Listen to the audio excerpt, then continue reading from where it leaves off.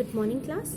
आज का हमारा टॉपिक एक्चुअली आज हम कोई टॉपिक नहीं कर रहे हैं। आज मैं आपको सिंपल एक समराइज़ करवा रही हूँ जो हम कर चुके हैं। हम कर रहे हैं UML with using object oriented. जहाँ भी बात पता चले कि ऑब्जेक्ट ओरिएंटेड की बात हो रही है, ऑब्जेक्ट ओरिएंटेड मतलब हम क्लासेस और ऑब्जेक्ट्स यूज़ करेंगे। We will use classes and object. ये बड़ा ही इंपॉर्टेंट फीचर है ऑब्जेक्ट ओरिएंटेड का। क्यों? क्योंकि क्लासेस और ऑब्जेक्ट ओरिएंटेड में जो क्लासेस होती हैं, हम क्लास बनाते हैं, उसी में ही हम उसके एट्रीब्यूट्स लगाते हैं, उसी में ही उसके हम फंक्शंस बताते हैं। मतलब एक ही पैकेज में हम एक ऑब्जेक्ट, एक इंस्टेंस के हम एट्रीब्यूट्स भी लिख देते हैं और फंक्शंस भी लिख देते हैं। ठीक है, ये तो होगी चलो एक बात। ठीक है, अब UML हम बनाते क्यों है? किसी भी सॉफ्टवेयर को प्रैक्टिकली इम्प्लीमेंट करने के लिए सबसे पहले हम उसका एक ब्लूप्रिंट कह लो, कि स्केचिंग कह लो, हम वो यूज़ करते हैं। स्केचिंग वो नहीं कि ड्राइंग पेन लो और स्केच कर दो, no. We will use various tools with the help of UML software. उसके बिहाफ पे हम ये जो आप यूज़ केस, ये सब डायग्राम्स आपने करी है ना, इनका एक सॉफ्टवेयर होता है। इसकी हेल्प से हम क्या करते हैं, एक सॉफ्टवेयर जो है हमें एक डिप्लॉय करता है। डिप्लॉय मतलब हमें एक डमी मॉडल बनाता है, डमी मॉडल बना के देता है। डमी से हमें क्या पता चलता है कि इसकी एग्जिस्टेंस का हमें पता चल जाता है। फिर इसके हमें कुछ हद तक हमें कॉस्ट पता चल जाती है कि इसको बनाने के लिए हमें क्या क्या चाहिए होते हैं। मतलब जितनी भी रिक्वायरमेंट्स होती हैं हम सब पहले ही जज कर लेते हैं ऑलमोस्ट। कुछ रिक्वायरमेंट्स एट द टाइम भी पता चलती हैं, कुछ रिक्वायरमेंट हम जज भी कर लेते हैं। कॉस्ट आइडेंटिफाई कर लेते हो, आप ये देख लेते हो कि ये सॉफ्टवेयर किस तरह से बनेगा या किस तरह से इसको हम फ्लो में लेके आएंगे, प्रैक्टिकल इम्प्लीमेंटेशन कैसे होगी। मतलब आप पहले ही एक डिज़ाइन तैयार कर लेते हो एक सॉफ्टवेयर का। ठीक है, तो इसी वजह से हम UML पढ़ते हैं। अब हम UML में हम दो चीज़ें करी हैं। एक हमने की है स्ट्रक्चरल डायग्राम और एक हमने की है बिहेवियरल डायग्राम। स्ट्रक्चरल डायग्राम और स्टैटिक, इसको स्ट्रक्चरल को हम स्टैटिक भी कहते हैं। स्टैटिक क्या होता है कि एक बार जो चीज़ बन गई उसमें हम चेंजेस नहीं ला सकते। एक बार जो चीज़ बन गई, एक बार जो इसका फ्लो सेट हो गया, उसके बाद इसका फ्लो सेट नहीं किया जा सकता। मतलब हम एट द रन टाइम आप कुछ नहीं कर सकते। कंपाइलिंग से पहले ही आपको जो चेंजेस करने हैं अब कंपाइलिंग से पहले ही करोगे। ठीक है, और बिहेवियर क्यों होता है? बिहेवियर को हम डायनेमिक भी कहते हैं। डायनेमिक मतलब इसका फ्लो चेंज किया जा सकता है एट द टाइम। इसमें आप सब्स्टिट्यूट ऐड कर सकते हो, कुछ भी आप इसमें चेंजेस कर सकते हो। एट द रन टाइम भी आप चेंजेस कर सकते हो, वो चेंजेस हो जाएंगे। ठीक है, स्ट्रक्चरल में आपने क्या क्या पढ़ा है? स्ट्रक्चरल में आपने क्लास डायग्राम्स पढ़ी हैं, क्लास डायग्राम्स आप सबने पढ़ी हैं, कंपोनेंट डायग्राम्स पढ़ी हैं, ठीक है, ऑब्जेक्ट डायग्राम्स पढ़ी हैं, फिर उसके बाद आपने डिप्लॉयमेंट डायग्राम पढ़ी है, पैकेज डायग्राम पढ़ी है, कॉम्पोजिट डायग्राम पढ़ी है।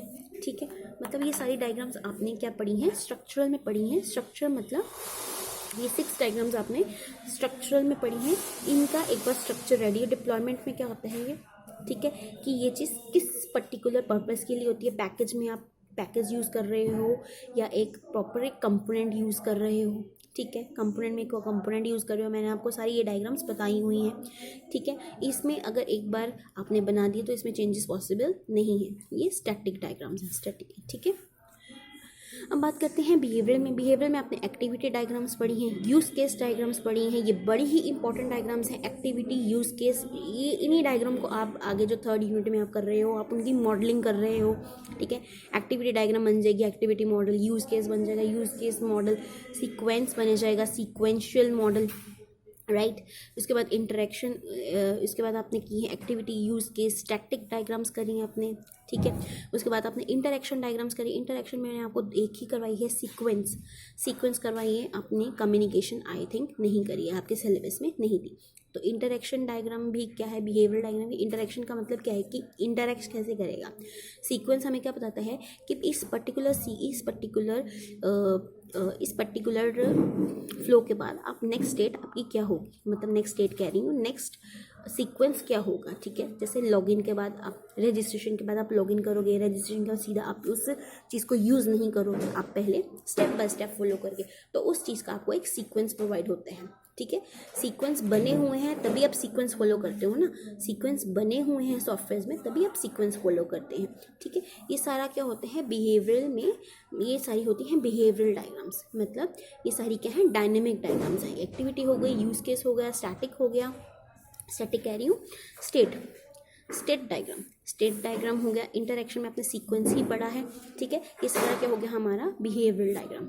ठीक है, इन सब का कॉम्बिनेशन जब आप इन सब चीज़ों को अच्छे से पढ़ लोगे तो मतलब आपने क्या पढ़ लिया? एक UML पढ़ लिया, काफ़ी हद तक आपका यूएमएल का क्या हो जाता है, यूएमएल का टॉपिक क्लियर हो जाता है। इन डायग्राम्स को पढ़ने के लिए, इन डायग्राम की मॉडलिंग करने के बाद, जब आप इन डायग्राम की मॉडलिंग कर लेते हो, मॉडलिंग मतलब हम मॉडलिंग एक्चुअली कर चुके हैं। डायग्राम्स क्या होता है, डायग्राम्स होता है आपको स्ट्रक्चर पता होना चाहिए।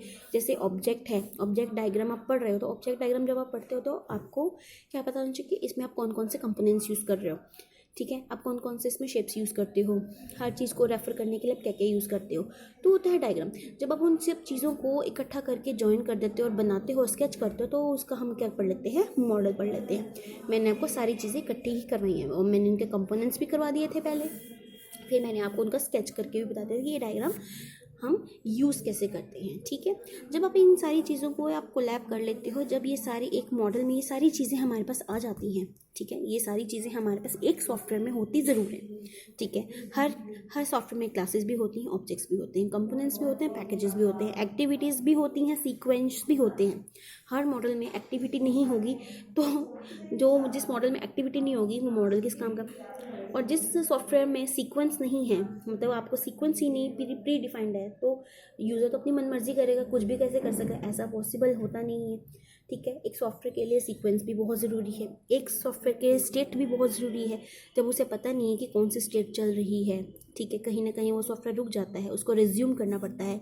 जब उसे पता ही नहीं कि मैं कौन से स्टेट में हूँ, स्टेट डायग्राम ही नहीं मेंशन होगी, स्टेट मॉडलिंग ही नहीं मेंशन होगी, तो सॉफ्टवेयर का फ़ायदा क्या है। मतलब ये जितनी भी डायग्राम्स आपने की हैं, ये एक एक डायग्राम एक सॉफ्टवेयर के लिए बहुत इंपॉर्टेंट है। इसमें से एक भी चीज़ आप मिस नहीं कर सकते अगर आपको सॉफ्टवेयर डेवलप करना है, ठीक है। अब हमने सारी डायग्राम्स पढ़ ली हैं, मॉडल्स पढ़ लिए हैं, ठीक है, मतलब हमने आधे से ज़्यादा हमने अपना यूएमएल कवर कर लिया है। अब आपका जो फोर्थ यूनिट है वो अब डिपेंड करता है कि चलो आपने सब पढ़ लिया, अपने डायग्राम्स पढ़ ली, अब आप देखोगे कि इन मॉडल्स की जब आप डिज़ाइनिंग करोगे, आपने सॉफ्टवेयर पढ़ा होगा, सॉफ्टवेयर इंजीनियरिंग पढ़ी होगी या पढ़ रहे हो।